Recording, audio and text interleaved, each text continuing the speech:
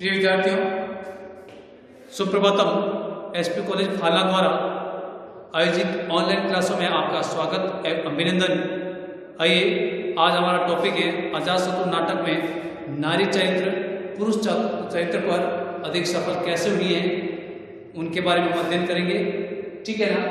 देखिए, अजातशत्रु नाटक जयशंकर प्रसाद द्वारा रचित नाटक है और जयशंकर प्रसाद ने हमेशा अपने जो भी उनकी गद्य विधाएं थी, वो सभी गद्य विधाओं, चाहे कहानी हो, चाहे नाटक हो, चाहे एकांकी हो, चाहे अन्य कोई गद्य विधा है, उनमें उन्होंने हमेशा भारतीय संस्कृति के अतीत को उसमें दर्शाया गया और साथ ही नारी चरित्र को उच्च स्थान किया है। नारी चरित्र को निम्न से उच्च स्थान पर इन्होंने स्थापित करने का प्रयास किया है और उन्हीं गद्य विधाओं में से अजातशत्रु भी एक महत्वपूर्ण, जो आपके पाठ्यक्रम में जो इनका नाटक है, इसमें भी नारी चरित्र को सबसे उच्च स्थान पर स्थापित किया और नारी चरित्र प्रारंभ से लेकर अंत तक संघर्ष करते हुए इसमें दिखाया गया है। पूर्व क्लास में हमने इसमें आपको बताया था कि नारी चरित्र कैसे वो सफल हुई, संघर्ष करते हुए किस प्रकार से जीवन में आगे बढ़ी थी। ठीक है ना। तो देखिए, अजातशत्रु नाटक में 3 राज्य हैं।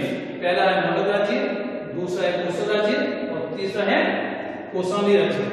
देखिए, मगध जो राजा है, मगध जो राज्य है, इसके जो राजा थे, इसके मगध राज्य के वो है बिंबिसार। कौन थे बच्चों? बिंबिसार। और इसी प्रकार से कौशल राज्य के राजा थे प्रसेनजित। कौशल राज्य के राजा कौन थे? प्रसेनजित। और इसी प्रकार से कौशाम्बी राज्य के राजा थे उदयन। ठीक है ना, उदयन थे। इसी प्रकार से जो बिंबिसार थे, इनकी 2 पत्नियां थी। कितनी पत्नी थी बच्चों? 2। एक है था वासवी और दूसरी है छलना। इनकी एक पत्नी शक्तिमती और इनकी 3 पत्नियां थी।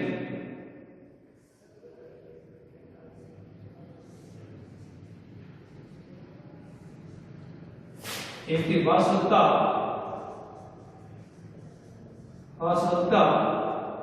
दूसरी थी पद्मावती और तीसरी थी मागधी। ठीक है।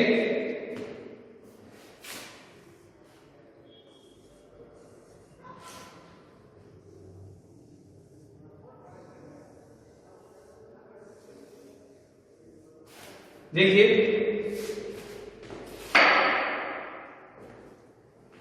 अजातशत्रु नाटक में राजा बिंबिसार बहुत ही एक योग्य शासक थे, लेकिन योग्य शासक होने के साथ ही वो जनता के हितों को हमेशा ध्यान में रख करके शासन क्या करते थे। लेकिन उनके राज्य में भी एक दिन भूचाल आ जाता है और कौशल राज्य के जो देवदत्त थे, मातृ से वो ईर्ष्या रखता था, इसलिए वहां के राज्य में वो करेगा बीज बो लेता है। छलना और अजातशत्रु को अपने पक्ष में करके उस राज्य में अशांति स्थापित कर लेता है। इस प्रकार से छलना के मन में यह संशय उत्पन्न कर लेता है कि तुम्हारा बेटा जो अजातशत्रु है, उसका नाम बचपन का नाम था, क्या नाम था? कुणिक। वो कभी भी सम्राट नहीं बन सकता है। और ऐसी स्थिति में छलना उसके बैठवा में आ जाती है और साथ ही वो उनको मन में भी ये कहती है तू राजमाता नहीं है, क्योंकि राजमाता वो है क्योंकि उनकी बड़ी बेटी है। तो इस प्रकार से उसके मन में द्वंद्व उत्पन्न हो जाता है और ऐसी स्थिति में छलना अपने पुत्र क्या नाम था उसका? अजातशत्रु होने के नाते वो स्वयं कहती है कि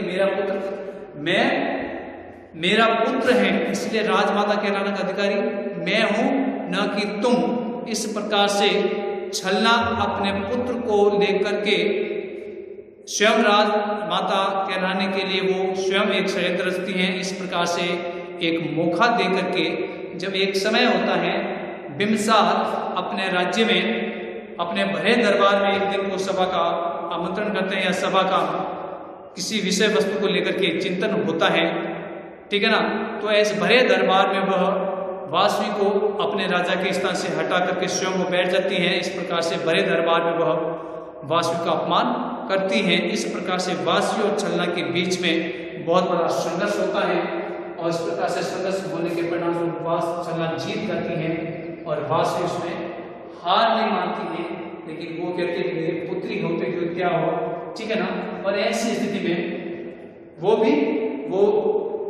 समय और परिवेश को देख करके पूरा साम्राज्य अपने पुत्र सम्राट इसको अजातशत्रु सौंप करके अपने पति बिंबिसार के साथ में वो अलग स्थान पर अपना वो निवास करने लग जाते हैं।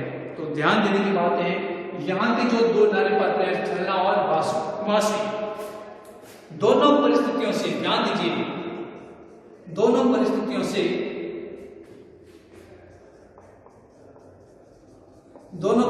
क्या हो जाती है, परिस्थितियों से जानकारी या परिस्थितियों की जानकारी होती है। उनको क्या होती है बच्चों, जानकारी। और परिस्थितियों की जानकारी होने के परिणाम वो परिस्थितियों को हाफ जाती है, परिस्थितियों के परिणाम को समझ लेती है। इस प्रकार से छलना अपने पुत्र अजातशत्रु को राजगद्दी पर बैठाने पर, राजगद्दी अजातशत्रु को किस पे बैठाती, वो राजगद्दी पर बैठाने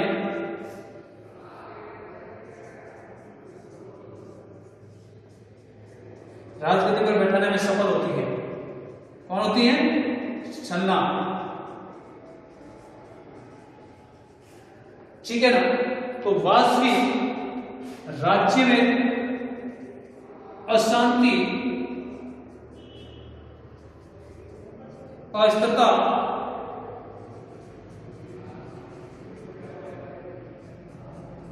अस्थिरता, ठीक है ना, कलह की स्थिति से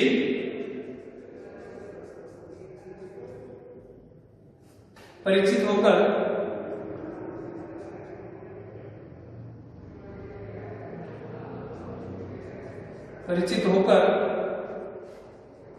स्वयं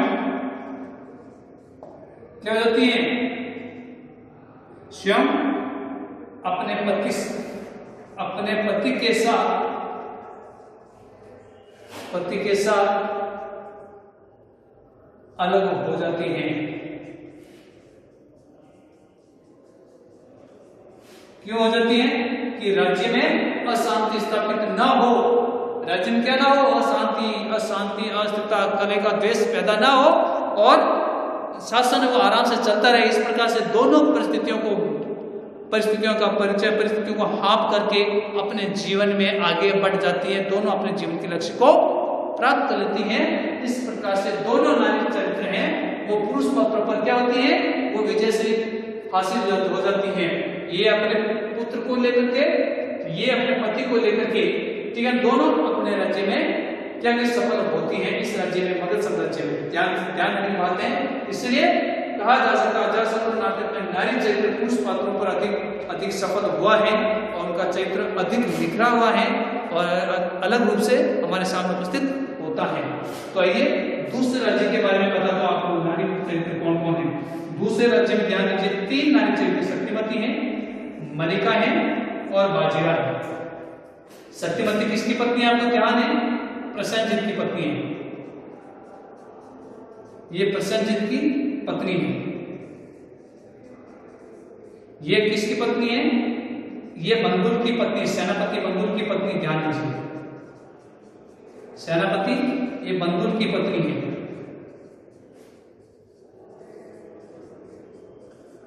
और ये अजातशत्रु की पत्नी है।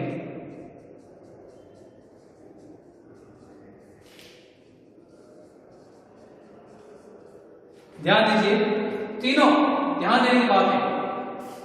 सत्यवती अपने पुत्र शैलेंद्र को लेकर के राजगद्दी पर बैठाने में यह भी सफल होती है। इस प्रकार से ये नारी चरित्र कौन, सत्यवती राजा पर, प्रसेनजित पर विजयश्री हासिल कर लेती है। ठीक है ना, अपने पुत्र को राजगद्दी पर बैठाने में। इसी प्रकार से मलिका अपने पति को खो लेती है, बंधुन को खो लेती है। षड्यंत्र में उसका पति का वध कौन करता है, प्रसेनजित करवा देता है। और अंत में वह अपने पति की मृत्यु होने के बाद, पति अपने देश के लिए शहीद होने के बाद वो सम्राट के प्रति वैरता का भाव नहीं रखती, यानी वैर, दुश्मनी का भाव नहीं रखती, शत्रुता का भाव नहीं रखती वो सत्यवती, मलिका, बल्कि वो अपने राज्य के प्रति कर्तव्य का भाव रखती है।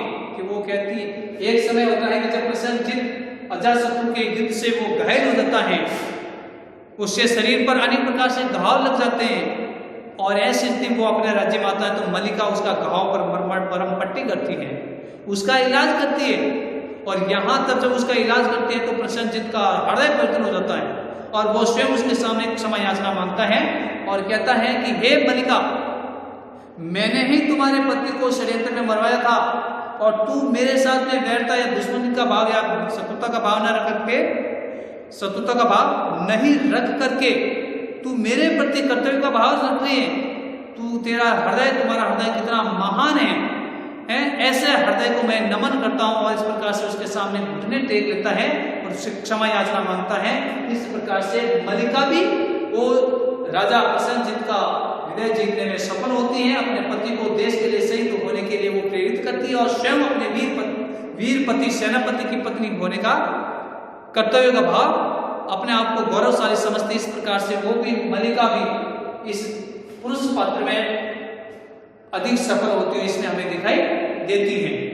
तो इसी प्रकार से कौशल राज्य की तीसरी जो महिला पात्र है बाजीरा की परिस्थितियों को हाफ करके, परिस्थितियों का सामना करके जब वो पहली बार अजातशत्रु को जेल में या कारागृह में भोजन लेकर के जाती है, तो अजातशत्रु के व्यक्तित्व को देख करके, उनकी लावण्यता को देख करके, उनके शारीरिक ढांचे को देख करके और उसकी वीरता के भाव को देख करके, उसके बुद्धि चातुरता को देख करके वो मन ही मन चाहने लगती हैं और मन ही मन चाहने के परिणाम वो उसे वीरता का भाव, उससे दुश्मनी का भाव न रख करके वो अपने पति के रूप पढ़ने के भाव में रखना चाहती है। और अंत में जब उसकी दशा का पता अपने पिता को चलता है, बाजीरा के पिता प्रसन्नजीत को चलता है, बहुत क्रोधित होता है। लेकिन बाजीरा भी अपनी माता वासवी के प्रयासों से या वहां पर वासवी के प्रयासों से वह अजातशत्रु को प्राप्त करने में सफल हो जाती है। इस प्रकार से वह भी क्या होती है, मगध सम्राट अजातशत्रु की महारानी बनने में सफल होती है। इस प्रकार से बाजीरा भी अपने वीर पति को प्राप्त करने में क्या होती है, वो सफल होती है। इस प्रकार से बाजीरा अजातशत्रु पर विजयश्री हासिल करती है, तो मलिका प्रसन्नजीत पर विजयश्री हासिल करती है और सत्यवती भी प्रसन्नजीत पर विजयश्री हासिल करते हैं।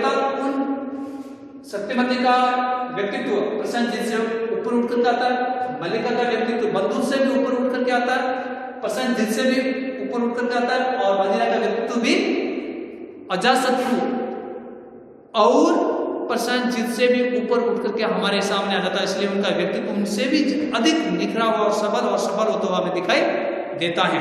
इस प्रकार कह सकते हैं कि ये तीनों महिला पात्र दो पुरुषों पर अधिक सफल होती हुई दिखाई देती हैं। तो आइए तीसरे राज्य कौशंबी राज्य के जो राजा है उदयन, उनकी तीन पत्नियां थी। एक वासवक्ता जो उज्जैन की राजकुमारी थी, एक पद्मावती मगध सम्राट बिंबिसार की बेटी और उसकी राजकुमारी थी, और इसी प्रकार से मागधी एक क्या थी, एक बिल्कुल बेचारी ये गरीब ब्राह्मणी थी। तीनों रानियां वासवक्ता के प्रयास से इन राज्य में शांति स्थापित होती है। मागधी क्या करती थी कि मागधी चाहती थी कि राजा उदयन पद्मावती से ज्यादा प्रेम करते हैं और ऐसी स्थिति में उसमें प्रेम में बाधा उत्पन्न करने के लिए वो राजा की चाहती ज्यादा बनने के लिए वो स्वयं के बच्चे को वीणा के अंदर डाल देती हैं। इस प्रकार से उसमें षड्यंत्र स्थापित कर लेती है और कले का बीज बोती है। लेकिन उस कले के बीज में वासवक्ता द्वारा प्रयासों के परिणाम स्वरूप वह उसमें आग चाहती है, लेकिन फिर भी वह अपने व्यक्तित्व के परिणाम स्वरूप वो जीवन में आगे बढ़ती है। ठीक है ना। वासवक्ता राजा की रानी होने के कारण, बहुत प्रिय चहती होने के कारण वो भी उसका व्यक्तित्व उभर करके हमारे सामने आता है। तो पद्मावती का व्यक्तित्व भी बहुत ही एक उच्च स्तर का उभर करके सामने आता है।